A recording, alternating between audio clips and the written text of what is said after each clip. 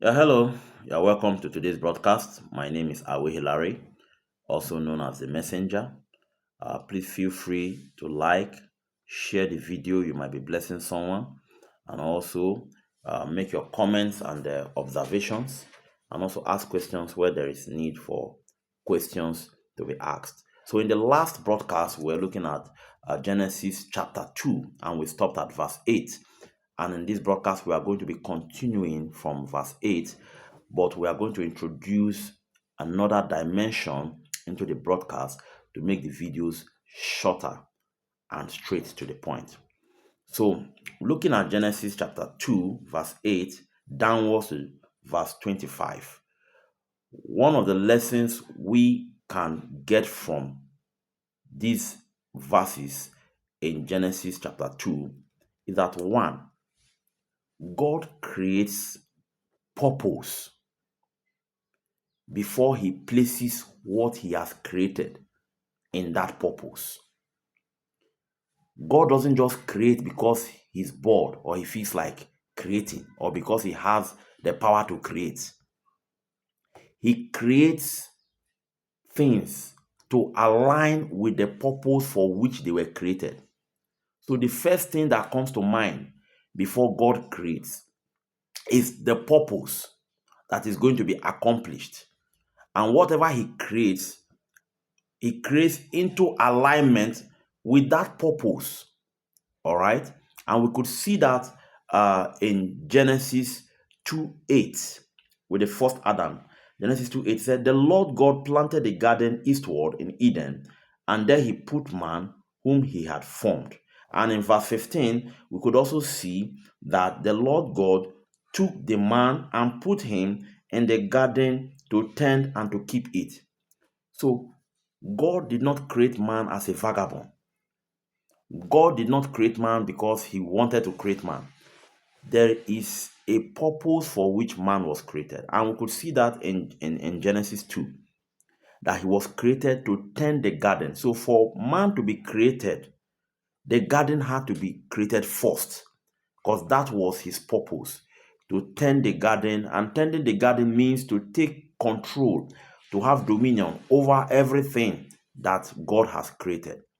And the same goes with you today. You were created for a purpose.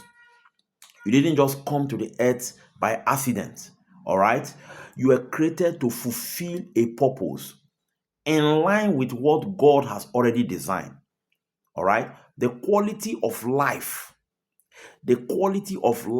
is judged by the alignment of our life in line with the purpose of God. That is what determines the quality of our life. That is what determines the quality of our existence. And that is why we are not permitted to live the way we desire or the way our flesh desires to live. We are not permitted to live anyhow. All right. We are only permitted to live according to the purpose of God, the purpose for which God has created us before we came. Because our existence on the earth is actually to fulfill the purpose of God, not our own desires. The reason why we're here on earth is to fulfill, the purpose of God. All right. So God gave us life to fulfill his own purpose. So when we understand that, then we'll start aligning and start asking questions. Start, asking questions regarding what we are meant to achieve on the earth. What is the assignment that God has given to us on the earth? And when we realize that and we fall in line with that purpose, that is what gives our life quality. And that is how God judges our existence on the earth. It's not about how much we have or how much we have acquired, but to what extent we have, lived the life that was given to us in line with the purpose that God has given to us. All right. We also see that also in Genesis 2:10, the rivers that were the river that was flowing into the garden was what was meant to water the garden. It was meant to water the garden. Let us read Genesis 2:10. It says, "Now a river went out of Eden to water the garden, and from there it parted and became 4 riverheads." All right. So God didn't just create the river because he felt like creating the river. So there's a reason for which God creates things. Every creation has a purpose, and the quality of the existence of that creation is adjudged by the alignment of that creation to the purpose for which it was created. All right.